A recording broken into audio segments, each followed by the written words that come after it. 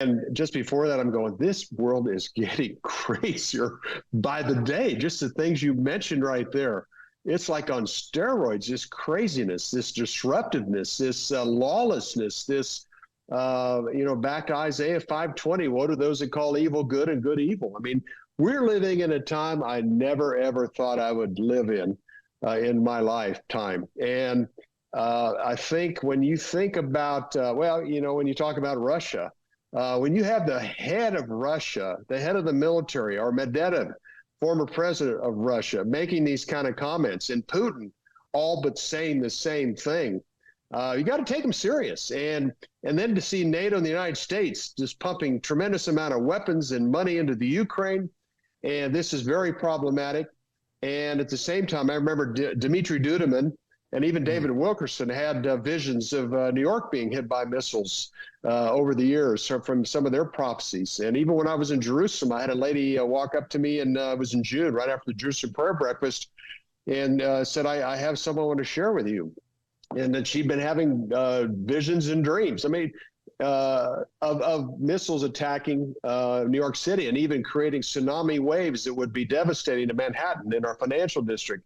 And the reason I said that, because right before I went to Israel, I had talked to some longtime friends of 40 years of exactly that. And I'm sitting there at Christ Church having a coffee after church, and she walked up, introduced herself, and shared that. And I go, wow, this is incredible timing.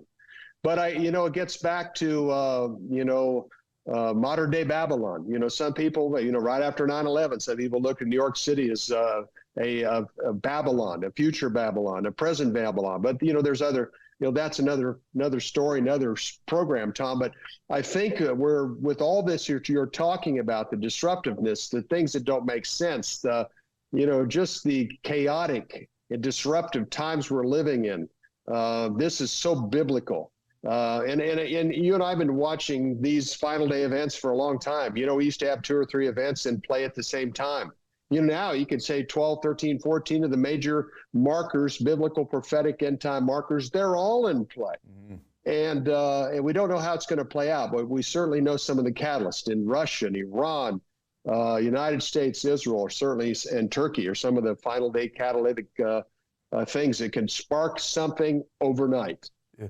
Indeed, you mentioned the dreams with Duduman and the things David Wilkerson used to say, and and this other dream that this friend of yours had. I had a friend of mine, he's Israeli, name's Yossi, and he just called me one day. He said, "Pastor Tom, I got to tell you something. I had this vision." He goes, "I'm telling you, it was a vision. It was Los Angeles, and I was up on a hill looking, and this whole nuclear bomb went off in Los Angeles." He was freaked out over it. And I'm not someone to put stock in visions and dreams. If I don't see them in the Bible, I don't. However, you look at things, and then you watch a Gerald Celente, who seems to be pretty accurate just on trends and what he's saying, what other people are saying. I think back to the Missler talks from the 1990s and the 80s, the things that he used to say, and the things that are coming. And we know biblically, listen, things are going to progress toward a particular direction. There is a globalist play that's in all of this too. But we have, Jesus said, nation will fight against nation, meaning race war against race war, ethnic fights, but kingdom against kingdom. And we're watching these escalate in a way that they have never escalated before.